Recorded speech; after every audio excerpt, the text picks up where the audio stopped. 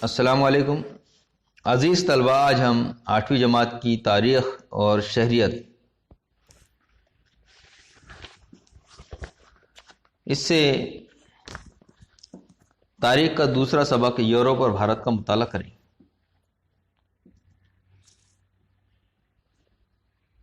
جدید دور میں یورپ میں ہونے والی تبدیلیوں کے اثرات بھارت پر مرتب ہو رہے تھے۔ اس وجہ سے جدید بھارت کی تاریخ کے عہد کا مطالعہ کرتے وقت اس وقت کے یورپ میں وقوع پذیر واقعات کا مطالعہ کرنا ہوتا ہے۔ تو چلیے دیکھتے ہیں سب سے پہلے نشاط الثانیہ کا دور، یعنی تبدیلی کا، بیداری کا، بدلاؤ کا دور۔ یورپ کی تاریخ میں عہد وسطیٰ کے آخری مرحلے یعنی 13ویں صدی سے 16ویں صدی میں احیاء علوم، مذہبی اصلاح کی تحریک اور جغرافیائی دریافتوں جیسے واقعات کی وجہ سے جدید دور کی بنیاد پڑی۔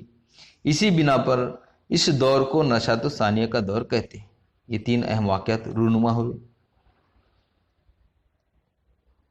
نشاط الثانیہ کے دور میں یورپ میں فنون لطیفہ، فن تعمیر، فلسفہ وغیرہ کے شعبوں میں یونانی اور رومی روایت نے دوبارہ زندگی پائی۔ اس سے ہمہ جہت ترقی کو تحریک ملی۔ نشاط الثانیہ کے دور میں انسان دوستی کو فروغ حاصل ہوا۔ انسان کا دوسرے انسانوں کے تئیں زاویہ نظر تبدیل ہوا۔ مذہب کی بجائے انسان تمام افکار و خیالات کا مرکز و محور بن گیا۔ لیونارڈو دا ونچی،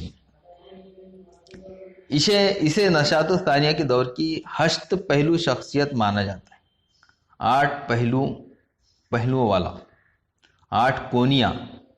وہ سنگ تراشی، فن تعمیر، ریاضی، انجینئرنگ، موسیقی، فلکیات جیسے مختلف علوم و فنون میں ماہر تھی، لیکن انہیں مصور کی حیثیت سے عالمی شہرت حاصل ہوئی۔ ان کی مونالیزا اور دی لاسٹ سپر نامی پینٹنگ لافانی ہے۔ نشاط الثانیہ کی تحریک نے زندگی کے تمام شعبوں کو متاثر کیا۔ ہمیں علم، سائنس اور مختلف فنون کے شعبوں میں اس کے اثرات دکھائی دیتے ہیں۔ نشاط الثانیہ کے عہد میں فنون لطیفہ اور ادب کے ذریعے انسانی جذبات اور احساسات کی عکاسی ہونے لگی۔ مقامی زبانوں میں ایسا ادب تخلیق ہونے لگا جسے عوام سمجھ سکے۔ یعنی جو یورپ کے اندر جو مذہب تھا، عیسائی مذہب، اس کی جو کتابیں تھیں وہ جو ہے لاطینی زبانوں کے اندر تھی، عام لوگ اس کو سمجھ نہیں سکتے تھے۔ اس کے لیے مقامی زبانوں میں ایسا ادب تخلیق ہونے لگا جسے عوام سمجھ سکے۔ تقریباً 1450 میں جرمنی کے جوہانس گیٹنبرگ نے چھپائی کی مشین ایجاد کی۔ چھاپا خانے کی ایجاد سے سماج میں ہر فرد تک نئے افکار، نئے تصورات اور علوم پہنچنے لگے۔ آگے بڑھتے ہیں۔ مذہبی اصلاح کی عقل کی بنیاد پر آزادانہ طور پر غور و فکر کرنے والے مفکرین نے رومن کیتھولک چرچ کے قدیم مذہبی تصورات کی شدید مخالفت کی۔ عیسائی مذہبی پیشواؤں نے عوام کی لا علمی کا فائدہ اٹھا کر ان پر رسومات کا بوجھ لاد دیا تھا۔ وہ مذہب کے نام پر لوگوں کو لوٹتے تھے۔ ان کے خلاف یورپ میں جو تحریک شروع ہوئی اسے مذہبی اصلاح کی تحریک کہتے ہیں۔ اس تحریک کے نتیجے میں مذہب میں انسانی آزادی اور اقلیت پسندی کو اہمیت حاصل ہوئی۔ اگلا پوائنٹ، جغرافیائی دریافتیں۔ 1453 میں عثمانی ترکوں نے بازنطینی حکومت، مشرقی رومی سامراجیت کا دارالخلافہ قسطنطنیہ، جس کو استنبول کہتے ہیں، فتح کر لیا۔ اس شہر سے ایشیا اور یورپ کو ملانے والا خشکی کا تجارتی راستہ گزرتا تھا۔ ترکوں نے اس راستے کو بند کر دیا تو یورپی ممالک کے لیے ایشیا کی طرف جانے کے لیے نئے راستے تلاش کرنا ضروری ہو گیا۔ اس سے جغرافیائی دریافتوں کا نیا سلسلہ شروع ہوا۔ یہ بھی جان لیتے ہیں کہ جغرافیائی دریافت 15ویں صدی میں یورپی جہاز راں بھارت کی طرف جانے والے آبی راستے تلاش کرنے کے لیے بحری سفر پر روانہ ہوئے۔ 1487 میں پرتگالی جہاز راں بارتھولومیو ڈائس یہ بھارت کی تلاش میں نکلا، لیکن وہ افریقہ کے جنوبی کنارے تک یعنی کیپ آف گڈ ہوپ، جس کو اردو میں راز سے امید کہیں گے، وہاں تک پہنچا۔ 1492 میں کرسٹوفر کولمبس یہ بھی بھارت کی تلاش میں نکلا، لیکن یہ بھی بر اعظم امریکہ کے مشرقی ساحل پر جا پہنچا۔ اس کے بعد میں پرتگالی جہاز راہ واسکو ڈی گاما افریقہ کے جنوبی سرے کا چکر لگا کر بھارت کی مغربی ساحل پر کالی کٹ کی بندرگاہ پر 1498 میں پہنچا۔ یہ پہلا یورپی ملاح ہے جو بحری سفر کے ذریعے بھارت میں آیا۔ گویا بحری راستے کی ایجاد ہوگی۔ ایک عمل کرنے کے لیے کہا جا رہا، دنیا کے نقشے کے خاکے میں جہاز رانوں کے دریافت کردہ نئے بحری راستے اور علاقے دکھائے۔ یورپ میں فکری انقلاب۔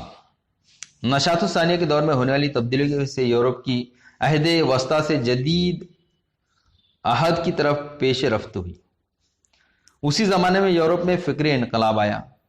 سماج قدیم جہالت اور توہم پرستی کے دائرے سے باہر نکلنے لگا۔ مروجہ رسم و رواج، روایات اور وقوع پذیر واقعات کو تنقیدی نقطہ نظر سے دیکھنے لگے۔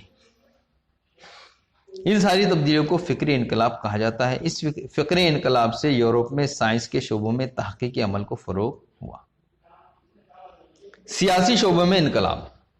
جدید دور کے ابتدائی مرحلے میں یورپ میں کئی سیاسی تبدیلیاں ہوئیں۔ 18ویں اور 19ویں صدی میں رونما ہونے والے کئی انقلابی واقعات کی وجہ سے اس دور کو عہد انقلاب یعنی انقلاب کا دور کے نام سے یاد کیا جاتا ہے۔ اس دور میں انگلینڈ میں پارلیمانی جمہوریت کی نشوونما ہوئی، کابینہ طریقے کی نوعیت میں تبدیلی ہوئی۔ 1689 کے بل آف رائٹس کے ذریعے بادشاہ کے اختیارات کو محدود کر دیا گیا اور پارلیمنٹ کا اقتدار قائم ہو گیا۔ اگلا پوائنٹ ہمارا امریکہ کی جنگ آزادی۔ یورپ میں ہونے والی انقلابی تبدیلیوں کے پس منظر میں امریکہ کی جنگ آزادی پر بھی غور کرنا اہم ہے۔ بر اعظم امریکہ کے دریافت کے بعد یورپی ممالک اس کی جانب متوجہ ہوئے۔ سامراجی یورپی ممالک نے بر اعظم امریکہ کے مختلف علاقوں پر قبضہ کر کے اپنی نو آبادیات قائم کی۔ انگلستان نے شمالی امریکہ کے مشرقی ساحلی علاقے میں 13 نو آبادیات قائم کی۔ ابتدا میں انگلستان کو نو آبادیات پر برائے نام بالادستی حاصل تھی، لیکن آگے چل کر انگلستان کی پارلیمنٹ نے امریکی نو آبادیات پر کڑی بندشیں اور ٹیکس عائد کرنا شروع کر دیا۔ امریکی نو آبادیات کے آزاد پسند عوام نے اس کی مخالفت کی۔ انگلستان نے نو آبادیات کو دبانے کے لیے ان کے خلاف جنگ کا اعلان کر دیا۔ امریکی نو آبادیات نے جارج واشنگٹن کی قیادت میں فوج کو منظم کر کے مزاحمت کی۔ آخرکار اس جنگ میں نو آبادیات کی فوج کو فتح حاصل ہوئی۔ اس واقعے کو امریکہ کی جنگ آزادی کہا جاتا ہے۔ نو آبادیات نے ریاست ہائے متحدہ امریکہ کی بنیاد ڈالی، جس نے وفاقی طرز حکومت اختیار کیا۔ تحریری دستور اور جمہوری نظام والا پہلا ملک وجود میں آیا۔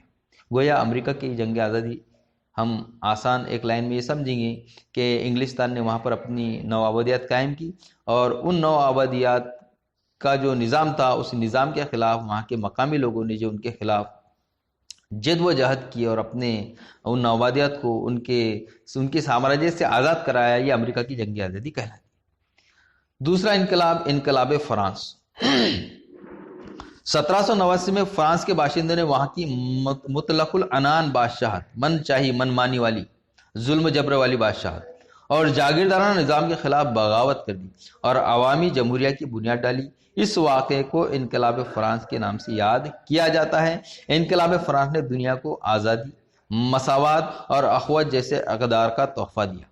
دنیا کی تاریخ کے سیاسی انقلاب میں امریکہ کی جنگ آزادی اور فرانس کے سیاسی انقلاب کو غیر معمولی اہمیت حاصل ہے۔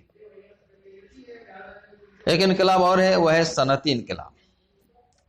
سیاسی، سماجی اور صنعتی۔ یورپ میں 18ویں صدی کے نصف آخر میں صنعتی شعبوں میں انقلابی تبدیلیاں رونما ہوئی۔ بھاپ کی قوت سے چلنے والی مشینوں کی مدد سے پیداوار ہونے لگی۔ چھوٹی گھریلو صنعتوں کی جگہ بڑے کارخانوں نے لے لی۔ دستی کرگھوں کے بجائے مشینی کرگھوں کا استعمال شروع ہوا۔ بھاپ سے چلنے والی ریل گاڑیوں اور دخانی کشتیوں جیسے نقل و حمل کے نئے ذرائع کا استعمال ہونے لگا۔ اس طرح مشینی دور کا آغاز ہو گیا۔ اسی کو صنعتی انقلاب کہتے ہیں۔ صنعتی انقلاب انگلستان میں شروع ہوا اور بتدریج مغربی دنیا میں پھیل گیا۔ اس زمانے میں انگلستان میں یہ صنعتی عروج اتنا زبردست ہوا کہ اسے دنیا کا کارخانہ کہا جانے لگا۔ پیارے بچوں، ہم نے دیکھا کہ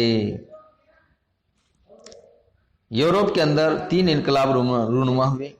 ایک انقلاب جو ہے صنعتی انقلاب جو انگلستان میں رونما ہوا،